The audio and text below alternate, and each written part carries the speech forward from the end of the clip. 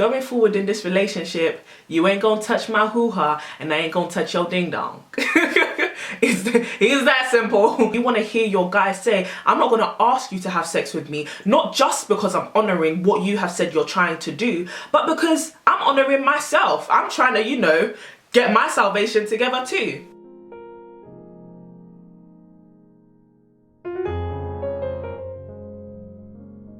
Hey guys, welcome back to my channel. I hope you're all doing well. If you're new to my channel, please subscribe and turn on your notifications so that you get notified when I upload a video. So today we're going to talk about a dilemma which I got from one of my subscribers on Snapchat. If you haven't got me on Snapchat, then add me here. It will pop up somewhere around here. Check out the editing though. Bang. So yeah, here is the dilemma. So the thing is, my sister has been in a relationship with this guy for almost close to a year now, and last Tuesday he told her he can't continue with the relationship because he can't be in a relationship without sex. She really loves this boy and she really doesn't want to lose him. Any advice for her? Firstly, your sister's got to tell him bye. I'm sorry. I know she doesn't want to lose him, but people like that are not worth keeping. The reason why I'm giving this advice is because if she has morals, if she has something that she's trying to, you know, live up to, if she's trying to accomplish something, why should she be with somebody who doesn't want her to achieve that? Why should she be with somebody who wants her to compromise her beliefs, her values, her, you know, her ambitions of not having sex before marriage, just so that they can have some immediate gratification and satisfaction? I don't think that's fair. I actually think that's selfish. And that's why I wanted to kind of talk to you guys about celibacy. I know I said in my recent Q&A that I'll do a whole separate video on celibacy, but I feel like this sort of ties into it. I assume that your sister is a religious person, or she might even be doing this for her own, you know, moral standpoint. But I'm a Christian and I believe in no sex before marriage, because in the Bible it says, you know, flee from sexual immorality. And I really want to encourage you guys to know that being celibate, being abstinent, actually waiting until you get married before you involve yourself in sexual intercourse or any sexual relation is actually a beneficial system, and you shouldn't let anybody discourage you from wanting to achieve it. I know we live in a world now which is over-sexualized, extremely, you know, provocative, and everything has to have sex, sex, sex, sex sells, sex this, sex that, and it can be so overwhelming wanting to avoid sex for your own personal reasons and having the world throw it at you in 1,001 places. So I wanted to kind of give her 3 tips or 3 pieces of advice which she might want to follow. Firstly, you have to let this guy go. If this guy can't be in a relationship with you, just you, without sex, without maybe money, without, I don't know, just some sort of superficial or materialistic need or fleshly desire, if he can't be in a relationship for just you, for your mind, for your, you know, your wit, for your charm, for your friendship, then he doesn't care about you enough. And I know a lot of people are gonna come for me and be like, well, sex is a big part of a relationship. And that's true. A worldly relationship requires sex to sustain itself. Sex is a very big part of the emotion some people try to share with each other. But when you're doing something in God's name, when you're trying to approach your relationship from a godly place, godly relationships that are not marriage don't feature sex, because you have to focus on the truest, rawest form of loving each other and actually wanting to be with each other and caring for each other. And you should care for each other enough. He should care for you enough to not want you to sacrifice that part of yourself, to not sacrifice your morals, to not sin, to not, you know, give up your salvation, girl. That's what I'm trying to say. He shouldn't want you to do that just so that he could be sexually satisfied, or so that he can be satisfied. I know a lot of people say, oh, but you know, God is a forgiving God, and if I do sin, he's always going to be there to forgive me. And that is very, very true. Our God is one who forgives, but he doesn't expect you to bear his forgiveness in mind and to say, oh, well, he's gonna forgive me anyway, so I might as well do it. The truth is, we are not perfect human beings, and we could all fall from grace at any time. But the truth is, we're all trying to be perfect. We should all aim for perfection. I think it's in Romans when it says, any man who says that he is not a sinner is deceiving himself. We are all sinners, but the truth is, day by day, we live according to rules which push us towards perfection.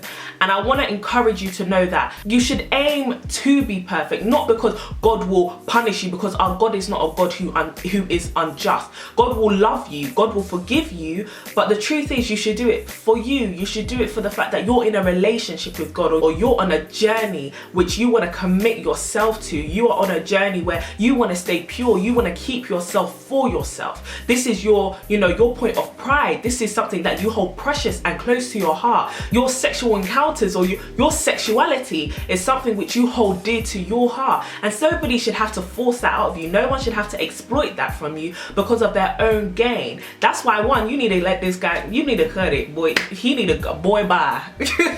Number 2, I would say next time you're going into a relationship, because I'm assuming you let this guy go because we don't want him no more. Tell him he gotta go. He gotta pack his bags and hit the door. Next time you get into a relationship, if you'll get into one soon, be with someone who has the same aim and vision as you do. The Bible says 2 cannot move forward unless they agree.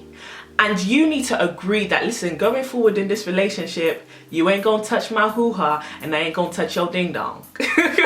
It's that simple. That's all we gotta say to each other. We are not going to have sex, and you both have to agree with that. There are some people who don't want to make that commitment, and they're on their own personal journey. They have their own personal aims. They might be in their own personal place or a completely different place with God. But you cannot be unequally yoked with someone. And that's not just talking about marriage. That's not just talking about relationships. It could be with friendships as well. But unless you two are on the same page, at the same level, with the same vision, with the same aim, and with pretty much, if you understand where each other are coming from and you've accepted and you share that, the conditions for your relationship is something that both of you will understand, and nobody can breach that.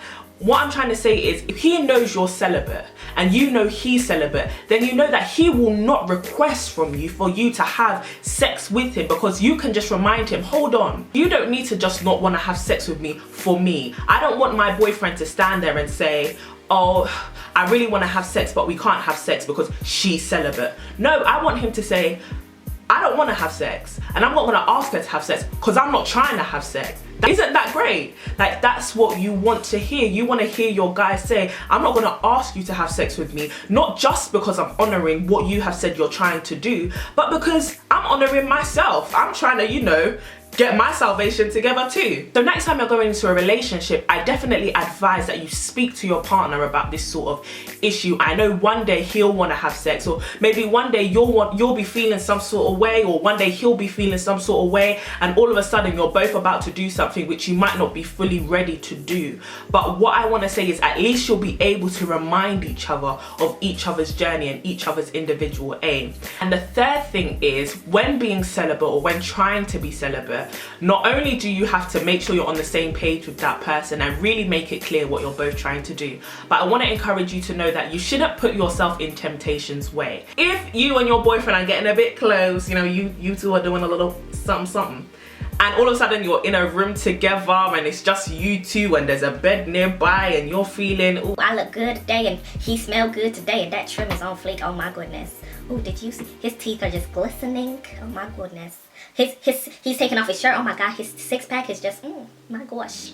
If that's the sort of way your mind is going, cut it out. Something that I learned at the end of 2015 was that your body cannot go where your mind has not already been. And that's why, for me, I interpret when in Romans 12, I believe, or it might be in 13, it says, do not conform to the ways of this world, but instead renew your mind.